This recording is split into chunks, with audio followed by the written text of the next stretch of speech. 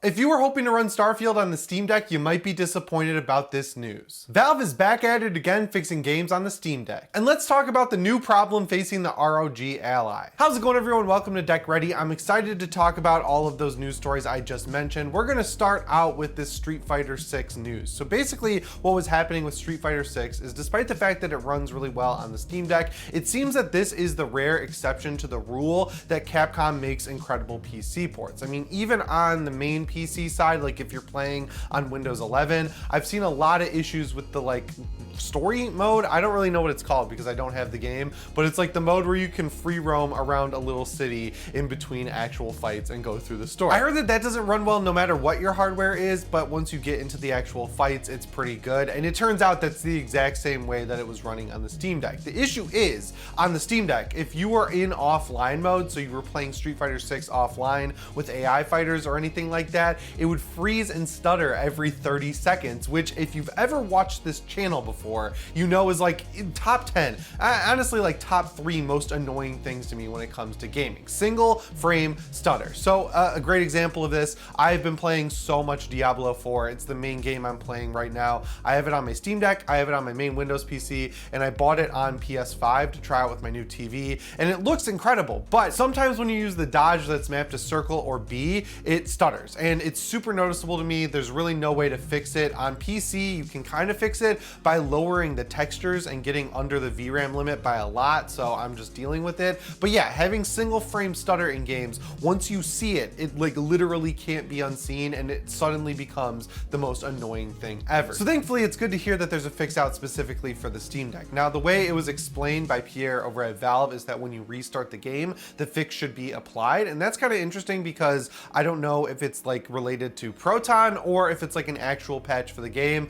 where Valve worked with Capcom to figure this out and then Capcom updated the game. But regardless, it's good to know that one of the biggest games of this year is working really well again on the Steam Deck. And getting rid of single frame stutter, I am all about that. If anyone from Blizzard is watching, no matter what console you're on, whether it's the Steam Deck, a PC, or a PS5, that single frame stutter when you dodge is so annoying. Next up here, let's talk about one of my most anticipated games for the rest of the year. It's of course Starfield. So a couple of videos back, I think I talked about how I thought that we would have a pretty good shot of running Starfield on the Steam Deck. But over on Kinda Funny's Xcast, they just interviewed Todd Howard, and when he was asked about Starfield being verified on the Steam Deck, he said we'll talk about that down the road, which does imply that this game will not be verified for Steam Deck at launch. So on the outside and like mainstream coverage of this game, people still seem to associate verified with works on the Steam Deck, but as we all know, people who actually play games on the Steam Deck, verification doesn't really mean much in terms of how well the game will run. There are plenty of games that are listed as unsupported, and as soon as I start them up, they work totally fine. And that's really because verification, all that means is that it's like easy to read on the screen. It just works out of the box. You don't have to go through any extra steps. Like, there are some pretty hardcore qualifiers to become verified on the Steam Deck. We all just saw how long it took The Last of Us Part 1 to get verified, for example. So hearing that it won't be verified at launch and that they'll look at it down the road, I don't think that's like a nail in the coffin or anything like that for Starfield, but I do think this game will not be optimized at launch for Steam Deck, which that is definitely a bad sign, just because this game is going to be very CPU intensive, and CPU intensive games are kind of like the Steam Deck's garlic, if they're a vampire. I don't really know. Like, it's the Steam Deck's mortal enemy, right? Like Death Stranding Director's Cut, for example, it works really well in the first map, but once you get into the second map and you start making roads and you have a bunch of vehicles and stuff filling up the map that makes it super CPU intensive, that game really tanks down to like 17 or 18 FPS. And I see a lot of people out there who say that they played the entire thing on their Steam Deck. I commend you. I just cannot play a game under 30 FPS. And once I got to that part of the game, I was like, holy crap, this is like borderline unplayable. The point there is that CPU intensive games are kind of like the bottleneck on the Steam Deck, and Starfield is going to be an incredibly CPU intensive game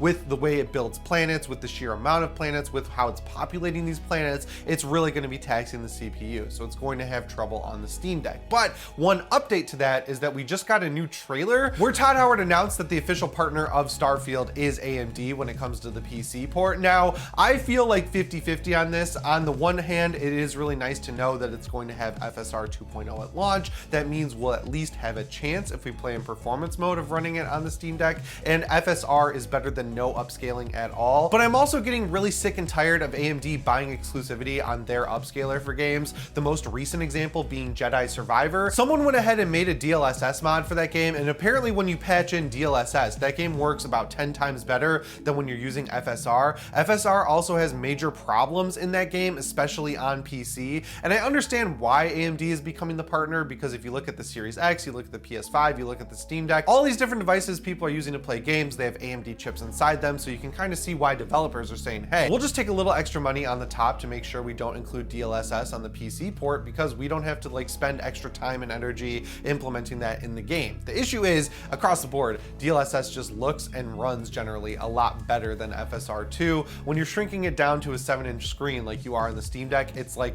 kind of negligible, you know, it's not really that big of a deal, but when you're blowing it up on a 4K TV, I would prefer to have DLSS running on my computer at all times. So yes, it is good for the Steam Deck to know that we are going to have AMD FSR 2.0 at launch in Starfield, because that's like the best shot we're going to have at running this game. But also, I wish AMD would stop doing these exclusive deals. They don't help anyone, and they don't make people want to buy your hardware, right? Like, no one's saying, oh, AMD is the exclusive sponsor of Jedi Survivor. I think the next time I make a PC, I'll use an AMD GPU. I honestly think people are thinking the opposite there. They're probably saying, man, I'm pissed that I spent all this money on a 4080 laptop or a 4080 GPU, and I can't even take advantage of DLSS 3.0. Not for any reason other than AMD just threw down a lot of money. So while it definitely is looking like Starfield is going to be Bethesda's most polished game yet, it looks like it's coming in hot because there's been this whole controversy of whether or not the standard edition is going to have a disc. We heard from Remedy that the reason they don't put discs in games anymore is because that allows them to keep working on it longer. I don't really know what's going on there, but yeah, this game looks like it's going to be coming in hot. So while I think that we can take Todd at his word here and assume they are going to look at it down the line, I'm not entirely sure this game is going to run on the deck at launch. But I guess the silver lining here is the same goes for the ROG Ally. Like, I don't think Proton is going to be the issue. I think it's just going to be the game and the sheer scope of the game. But yeah, speaking of the whole verification system, a pretty cool game just got an update on the Steam Deck through Proton that makes it run better on the Steam Deck, and it was actually updated from unsupported to playable, and the game is Gears 5. Now, unfortunately, they still haven't figured out how to make the multiplayer work in this game, but I'm not entirely sure how many people are playing the multiplayer, but it would be nice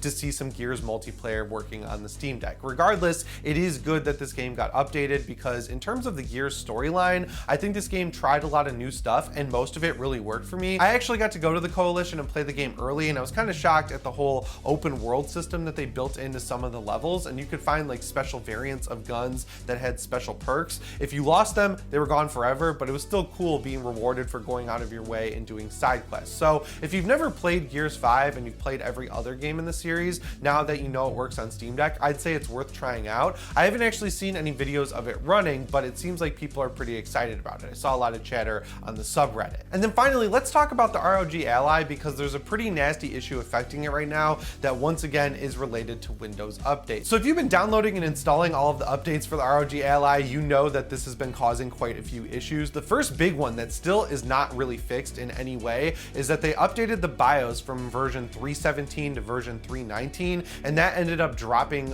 performance by about 30% on the device. Thankfully, I guess some people figured out that you can downgrade your BIOS back to 317. The process isn't super tricky, especially if you've done anything on the Steam Deck over the past year or so, but unfortunately, you pretty much need a dock to do it. And my docks are still all packed up in boxes upstairs, so like I haven't been able to downgrade the BIOS. And then the new issue that's facing this thing is that there were new drivers released that render the SD card slot totally useless. Now, I know you can get into this thing and upgrade the SSD, and it's actually supposed to be a lot easier than upgrading the SSD on the Steam Deck, but I haven't done that just yet. So the internal 500 gigabytes, a lot of that space is taken up by Windows.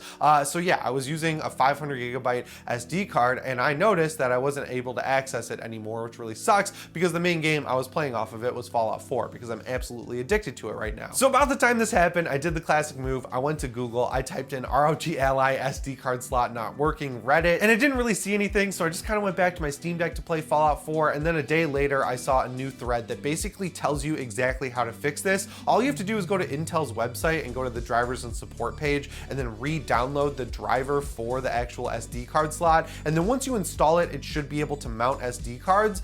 So at first people were thinking this was doing the same thing the Steam Deck was doing for a little bit, which was totally killing your micro SD card. I'm glad that never happened to me, but it turns out that all this was a driver mismatch. But that's kind of like the whole problem I was getting at in my ROG Ally versus Steam Deck video. I know that the Steam Deck came in pretty hot, right? Like it had a few issues when it came out, like the one I just mentioned, like Proton not working well with a ton of games, like SteamOS just being a little bit glitchy. But overall, Valve fixed that thing within a month or so, and it was totally smooth sailing. So while yeah, I want to give ROG Ally the same grace, the unfortunate thing is that it doesn't exist in a vacuum. I have been playing on a totally awesome and functional Steam Deck for over a year at this point, so when I go to the store and spend $700 on a new handheld that I'm going to directly compare to the Steam Deck because that's the main handheld I'm playing on, in my opinion at least, it's on ASUS to see the bar they have to meet, specifically for people who really enjoy owning the Steam Deck. And I guess for people who are new to the whole handheld PC world, who have never used a Steam Deck before, it's a little bit different because they're going to have to understand that this thing is coming in a little bit hot and they're going to have to do a little work to get things running on it. But for me personally, having critical failures like this, like the BIOS update and then now the SD card slot where you have to go way out of your way to fix it, that's really not good in my opinion. And then another thing that was kind of interesting in the comments of my video about the ROG Ally versus the Steam Deck that I noticed is that people were like relentlessly saying that that issue was fixed with the BIOS very quickly. It has not been fixed at the time of recording this video, which is Tuesday, the 26th. And people kept mentioning this AMD driver hotfix that came out, and I'm just gonna tell you right now, it does not bring the performance back anywhere close to where it was before that BIOS update, A, and B, you have to update that driver through the My ASUS app, which no one is going to know. And unless you take the time to go log in yourself and set up that app, it's not gonna warn you when there's new driver updates. So you're gonna have to go through that effort once again, all by yourself, open up the My ASUS app, go over to the like weirdly hidden update screen, which is under support and then under live updates, and that's where you'll be able to download this new AMD driver. But you're gonna have to go out of your way to do that yourself, and even after doing all that, it's not gonna fix that main problem that it was made to fix in the first place. So yeah, my updates on the ROG Ally are that I really like it. I wish I could play games on it, but I'm just gonna sit and wait until it's actually fixed and ready to go. I hope you've been having a better experience. Let me know down in the comments below. But as always, my name is Jimmy Champagne. I'll see you in the next one. Thanks for watching and shape on.